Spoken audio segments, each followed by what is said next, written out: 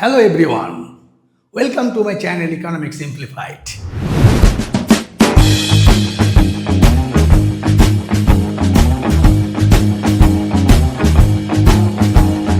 আজকে যেটা আমি আলোচনা করতে চলেছি সেটা হচ্ছে equilibrium of price and output determination in the market. অর্থাৎ স্বাভাবিকভাবে মার্কেটে কিভাবে চাহিদা এবং যোগানের ঘাত প্রতিঘাতের মাধ্যমে দ্রব্যের দাম নির্ধারিত হবে। এটা ইকোনমিক্স না জানলেও শিখতে হবে, আর ইকোনমিক্স যখন আছে তোমাদের জানতেই হবে। তবে হ্যাঁ, শুরু করার আগে ছোট্ট একটি কথা মনে করিয়ে দিই, সেটা হচ্ছে যদি ভিডিওগুলো তোমাদের ভালো লাগে তাহলে লাইক দিও, আর চ্যানেলটিকে যারা এখনও সাবস্ক্রাইব করোনি সাবস্ক্রাইব করে দিও, আর প্রচুর পরিমাণে শেয়ার করো যাতে অন্যরাও এর সুবিধা নিতে পারে। তাহলে শুরু করা যাক আজকের আলোচনা, equilibrium price and output determination in the market. Market মানে কি? মার্কেট মানে যেখানে ক্রেতা এবং বিক্রেতা একটা দ্রব্য নিয়ে কেনা বেচার একটা ডিল করে। সেখানে অসংখ্য ক্রেতা থাকতে পারে, অসংখ্য বিক্রেতা থাকতে পারে। এই অসংখ্য ক্রেতা বা বিক্রেতা বা তার থেকে কম থাকতে পারে, এর উপর আবার মার্কেটে ক্লাসিফিকেশন করা হয়, সেটা আবার অন্য ধরনের আলোচনা। এবার ডিমান্ড যখন আমরা শেষ করে ফেলেছি চ্যাপ্টারটা, সেখানে আমরা দেখেছি যে মার্কেটে এগ্রিগেট ডিমান্ড কিভাবে ডিটারমিন করা হয়। তার মানে কি লিখেছি যে ইকুইলিব্রিয়াম কাকে বলে সেটা আমরা দেখি। Equilibrium is the most desirable situation. Equilibrium is the most desirable situation মানে সবচেয়ে কাঙ্ক্ষিত জায়গা। সেটা যদি কনজিউমারের ক্ষেত্রে হয় তাহলে কনজিউমার ইকুইলিব্রিয়াম, যদি সেটা মার্কেটের ক্ষেত্রে হয় তাহলে মার্কেট ইকুইলিব্রিয়াম, যদি সেটা একজন প্রডিউসারের ক্ষেত্রে হয় তাহলে প্রডিউসার ইকুইলিব্রিয়াম, যদি সেটা একটা ন্যাশনাল ইনকাম আলোচনা করি তখন সেটা বলবো ন্যাশনাল ইনকাম ইকুইলিব্রিয়াম। এই ইকুইলিব্রিয়াম জিনিসটা কি, খায় না গায়ে মাখে না মাথায় মাখে, এটা নিয়ে পরে একটা সুন্দর একটা গল্পের আকারে আমি একটা ভিডিও তোমাদের জন্য রাখবো। তাহলে আপাতত এখন জেনে নাও, ইকুইলিব্রিয়াম মানে নতুন এমন একটা সিচুয়েশন যেটাকে আমরা বলে থাকি দ্য মোস্ট ডিজায়ারেবল সিচুয়েশন। এবার দেখো যে ইকুইলিব্রিয়াম মানে মার্কেট ইকুইলিব্রিয়াম মানে কি? মার্কেট ইকুইলিব্রিয়াম মানে যেখানে market aggregate demand is equal to market aggregate supply হবে। এবার ডিমান্ড চ্যাপ্টার আমরা পড়েছিলাম যে মার্কেট এগ্রিগেট ডিমান্ড কিভাবে আমরা ডিরাইভ করি না। মার্কেট এগ্রিগেট ডিমান্ড মানে একটা মার্কেটে যতগুলো কনজিউমার আছে যারা দ্রব্যটা ডিমান্ড করছে, তো সেটাই বাই নোটেশন আমরা লিখেছি। আমরা জানি demand is the functions of price keeping other things remaining same as per the law of demand. ওই জন্য লিখেছি ডিপি মানে function of price is equal to summation of DI of PI, মানে I মানে I stands for the individuals বা মানে ব্যক্তি অর্থাৎ কোনো একজন কনজিউমার। এবার যদি তিনজন থাকে তাহলে আই ইজ ইকুয়াল টু 1 2 3। যেহেতু আমি অসংখ্য ধরেছি তাই বলতে পারি I is equal two 1/n। Clear?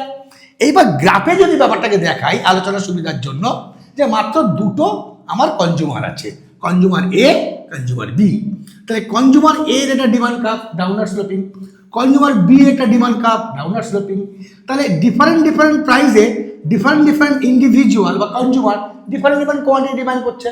তাহলে একটা পার্টিকুলার প্রাইসে যে কনজিউমার এ ডিমান্ড করছে ওই পার্টিকুলার প্রাইসে কনজিউমার বি কত করছে, এদের দুজনকে যদি পাশাপাশি যোগ করি মানে horizontal summation we will get the market demand curve. তার মানে কি আমি বলতে পারি market demand curve can be derived by the horizontal summation of individual demand curve, and must be noted that market demand curve will be more flatter or slightly flatter rather than individual demand curve. Clear? Now come to the point, that is the market aggregate supply. অর্থাৎ মার্কেটে আমার মোট যোগান কিভাবে নির্ধারিত হয়। যোগান কারা দেয়? ফার্মে যোগান কার উপর নির্ভর করে? প্রাইসের উপর। ওই জন্য বলা হচ্ছে supply is a functions of price, এবং সেটার যোগফল ইজ ইকুয়াল টু ইন্ডিভিজুয়াল যে ফার্মগুলো আছে তাদের যোগফল, মানে যে স্ট্যান্ডস ফর কি ইন্ডিভিজুয়াল ফার্ম বা প্রডিউসার। এবার যেহেতু আমরা এন ব্যবহার করেছি তাই আমরা এম ব্যবহার করলাম, মানে এসপি মানে supply of commodity is the summation of the all individual supply quantity. যার জন্য বলা হচ্ছে summation of Sj functions of Pj এবং j varies from 1 over n. Again, we are assuming that here, for the sake of simplicity, that in the market there are only two firms supplying the goods. Number one firm, number two firm. Both the supply curve is upward rising as per the law of supply. Now, at OP1 price, firm 1 supply something. At the same price, firm 2 supply another quantity. And the same price, the market supply will be summation of supply of the first firm plus supply of the second firm.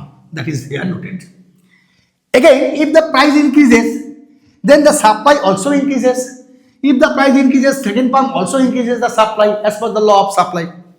তাহলে different প্রাইসে different আমরা supply ব্যক্তিগত সাপ্লাইগুলো পাচ্ছি, এদেরকেও আমরা যদি horizontal summation করি তাহলে আমরা পাবো market supply curve, which is also a upward rising.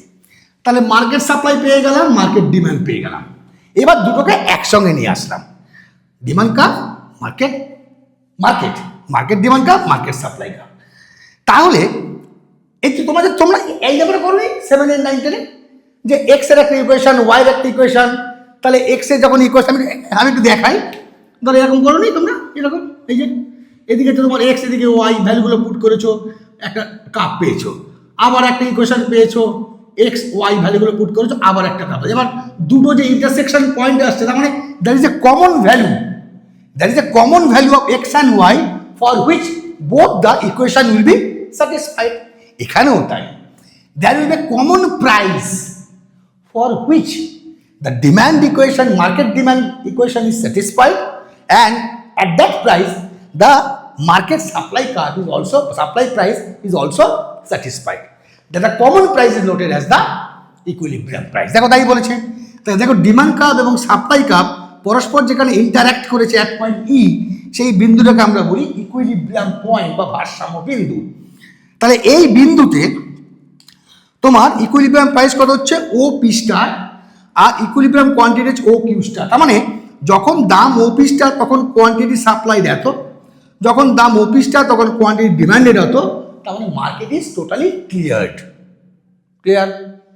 এটা কি এক্সপেক্টেড আর desireness, the most desirable situation. কিন্তু বাস্তবে সেটা নাও হতে পারে, ইকুইলিব্রিয়াম প্রাইস থেকে বেশি হতে পারে, ইকুইলিব্রিয়াম প্রাইস থেকে কম হতে পারে। আমি দুটো সিচুয়েশন দেখালাম।